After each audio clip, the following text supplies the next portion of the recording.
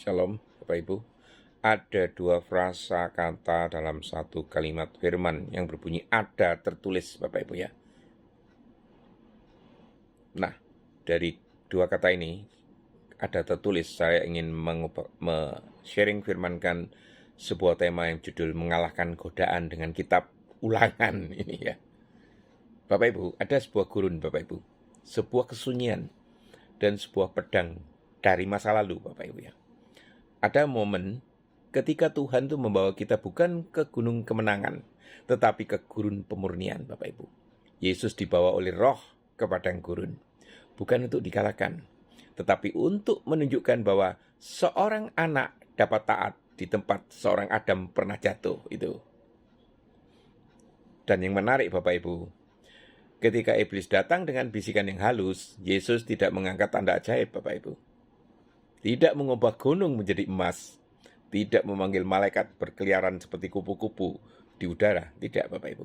Ia hanya mengangkat sebuah firman, sebuah pedang yang ditulis ribuan tahun sebelumnya, yaitu kitab Ulangan, Bapak Ibu. Tidak ada senjata yang lebih tajam daripada firman yang dilafalkan di dalam keheningan. Buktinya, 3 kali iblis mencoba Yesus di padang gurun, 3 kali out of focus, hilang, kalah.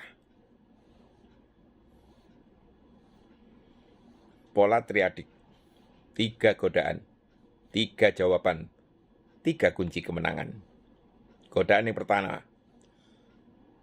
roti keperluan nafsu daging, ini intinya. Ulangan 8 ayat 3, Bapak Ibu. Manusia hidup bukan dari roti saja. Jadi iblis berkata, jika engkau anak Allah, suruhlah batu ini menjadi roti. Ini adalah godaan perut. Kebutuhan, kekurangan, godaan untuk membuktikan diri melalui pemenuhan hasrat daging. Yesus memang lapar, tubuhnya gemetar. 40 hari adalah jarak antara kekuatan manusia dan kehendak Allah ini, Bapak Ibu. Tetapi ia menjawab dengan firman yang digoreskan Musa di padang belantara. Manusia hidup bukan dari roti saja, tetapi dari setiap firman yang keluar dari mulut Allah. Ulangan 8 ayat 3. Di sini firman berkata, roti menguatkan tubuh, firman menghidupkan jiwa, roti memuaskan sesaat, firman memuaskan selama-lamanya. Jadi kunci kemenangan pertama ini, jangan mencari solusi cepat dengan menggeser kehendak Allah. Carilah firman sebelum roti, carilah kehendak Tuhan sebelum kenyamanan manusia. Ini godaan yang kedua, Bapak Ibu. Bait Allah, popularitas, nafsu mata. Poin-poinnya yang saya ungkapkan ini. Ayatnya kemudian. Karena saya ingin menonjolkan apa intinya ini. Ulangan 6 ayat 16. Jangan mencobai Tuhan Allahmu. Iblis membawa dia ke puncak bait Allah ini. Jatuhkan dirimu. Buat keajaiban. Jadi spektakuler. Jadilah viral. Ini godaan untuk menggunakan Tuhan demi nama sendiri. Godaan untuk menukar misi dengan panggung, Bapak Ibu. Pelayanan dengan pertunjukan. Tetapi Yesus menjawab dengan firman. Janganlah engkau mencobai Tuhan Allahmu. Ulangan 6 ayat 16. Yesus berkata, aku tidak perlu menjadi tontonan agar menjadi anak Allah. Aku tidak perlu melompat agar dunia percaya. Taat lebih berharga daripada sensasi. Kunci kemenangan yang kedua ini, Bapak Ibu, jangan paksa Tuhan bekerja untuk rencanamu. Biarkan hidupmu itu tunduk pada rencananya. Jangan mencari sensasi, carilah ketaatan.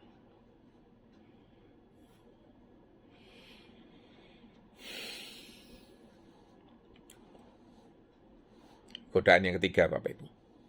Kerajaan dunia, kemuliaan, nafsu, kesombongan hidup.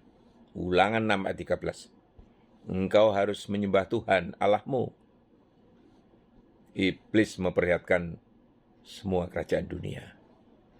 Semua kemuliaan, semua kekayaan, semua kekuasaan akan kuberikan jika engkau menyembahku. Cukup menyembah saja, semua milik. Ini adalah godaan untuk jalan pintas menuju kemuliaan tanpa salib. Pintu emas tanpa Getsemani.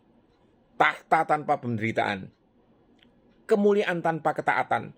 Tetapi Yesus berkata, sembahlah Tuhan Allahmu, dan hanya kepada Dia sajalah engkau berbakti.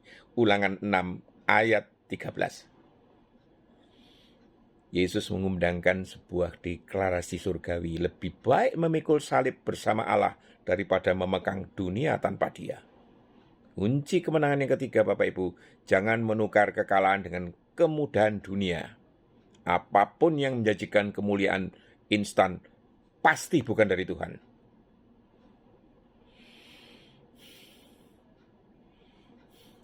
Kesimpulan profetiknya, pedang Tuhan ada di mulut orang benar.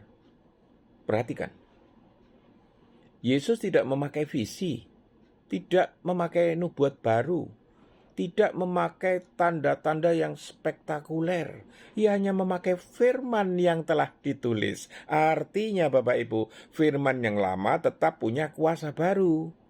Ulangan sudah umurnya sudah berapa abad Bapak Ibu, tapi masih menaklukkan iblis yang modern.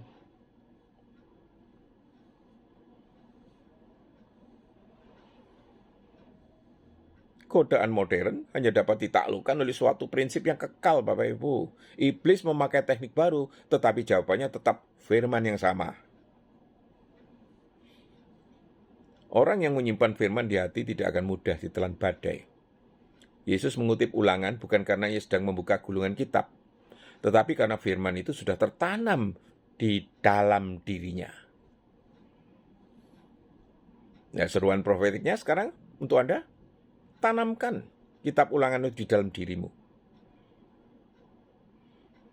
Aku mendengar suara Roh berkata begini, bangkitlah gereja. Kemenangan tidak datang dari suara kerasmu, tetapi dari firman yang diam di dalammu. Tanamkan firman itu sebelum hari pencobaan datang. Sebab orang yang menanam di musim damai akan memetik kuasa di musim perang. Ambillah kembali pedang itu, firman yang lama tetapi hidup.